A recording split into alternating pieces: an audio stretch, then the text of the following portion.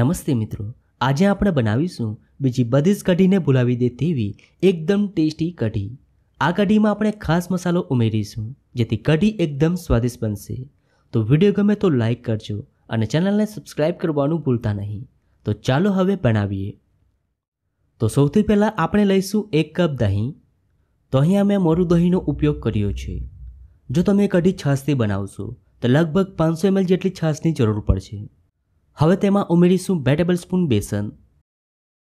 ત્યારબાદ અડધો કપ પાણી એડ કરી વિસ્કરની મદદથી એકદમ સારી રીતે મિક્સ કરી દઈએ। તો કઢીના ગોળમાં બિલકુલ લમ્સ ના રહે તે રીતે મિક્સ કરવાનું છે। તો આપણો એકદમ પરફેક્ટ ગાંઠા વગરનો ગોળ તૈયાર છે। હવે આપણે કઢી માટે વઘાર તૈયાર કરી લઈએ। તેના માટે લઈએ 1 ટેબલસ્પૂન ઘી। કઢીનો વઘાર ઘીમાં ખૂબ જ સરસ લાગે છે। જો તમારી પાસે ઘી ના હોય તો તેલનો પણ ઉપયોગ કરી શકો છો।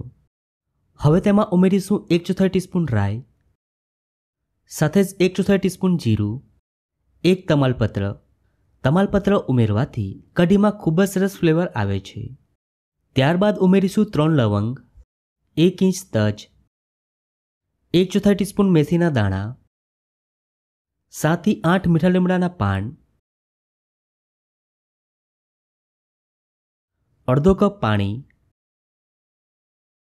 સાથે જ 1 ટીસ્પૂન આદુ લસણની પેસ્ટ। આદુ લસણની પેસ્ટ ઉમેરવાથી કઢી એકદમ ટેસ્ટી બનશે।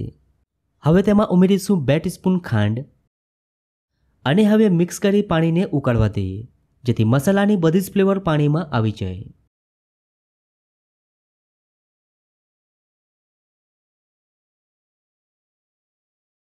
તો પાણી એકદમ સારી રીતે ઉકળી ગયું છે।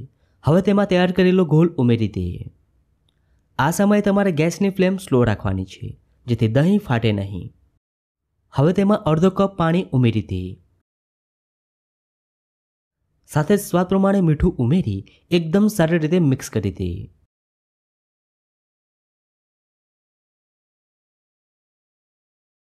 હવે આપણે આ કઢીને 5 થી 6 મિનિટ સુધી ઉકાળીશું। આ સમયે તમારે ગેસની ફ્લેમ સ્લો રાખવાની છે અને વચ્ચે વચ્ચે ચલાવતા રહેવાનું છે।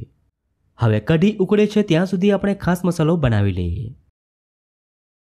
એના માટે એક જારમાં લઈએ 3 ટેબલસ્પૂન કાચા દાણા, 1 ટીસ્પૂન સફેદ તલ, 3 લીલા મરચાં અને 10 થી 15 મીઠા લીમડાના પાન ઉમેરી અધકચરું પીસી લઈએ। તો કઢી માટેનો ટેસ્ટી મસાલો તૈયાર છે। હવે આપણે કઢીને ચેક કરી લઈએ।